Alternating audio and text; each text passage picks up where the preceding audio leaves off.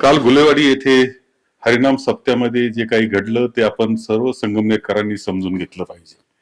संगमेर तालुका एक अत्यंत शांततेचं बंधुभावाचं वातावरण असणारा तालुका आहे. विकासाची सातत्यानं वाटचाल करणारा हा तालुका आहे. हरिनाम सप्ताह ज्यावेळेस असतो त्यामध्ये वारकरी संप्रदायाचे विचार मांडण्याचं ते व्यासपीठ आहे.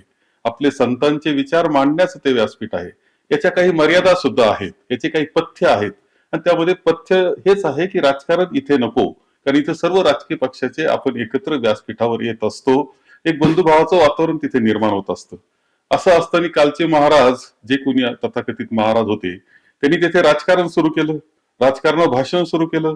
थोडा विरोध तर नागरिक साहजिकपणे करणार आहे. त्यानंतर होणाऱ्या खोट्या केसेस, त्यामध्ये लावले जाणारे खोटी नाटी कलम, ज्या पद्धतीनं कलम लावले जात आहेत त्याच्यातून कुठेतरी छळ करण्याचा प्रयत्न हा चाललेला आपल्याला दिसतो आहे. याच्यातून एक दहशत निर्माण करण्याचा प्रयत्न चाललेला आहे. माणसांमध्ये भेद निर्माण करण्याचा प्रयत्न चाललेला आहे. आपल्या तालुक्याची शांतता बिघडून टाकण्याचं काम यामध्ये चाललेलं आहे. जो तालुका अत्यंत सुजलाम सुफलाम शांततेचा वाटचाल करणारा आहे, त्याचा विकास कसा मोडता येईल अशा काही शक्ती प्रयत्न करतायत, त्याचा तो भाग आहे हे लक्षात घ्या. विधानसभेच्या अगोदर एक असाच मोर्चा काढण्यात आलेला होता. त्यावेळेस ज्या गोष्टी होतात, निवडणूक आली की असा मोर्चा काढायचा, वाईट साईट भाषणे करायचे, इथलं वातावरण खराब करून टाकायचं.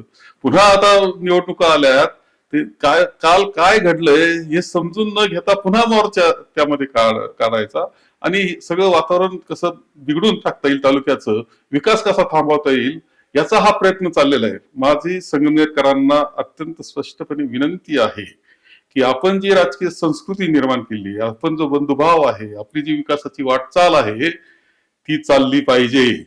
ही आपली असलेली जी संगमनेरची एक वेगळी सुसंस्कृत संस्कृती आहे ती टिकवण्याची जबाबदारी आपली आहे. कोणी मोडण्याचा प्रयत्न करीत असेल तर ते थांबवण्याची जबाबदारी सुद्धा आपली आहे.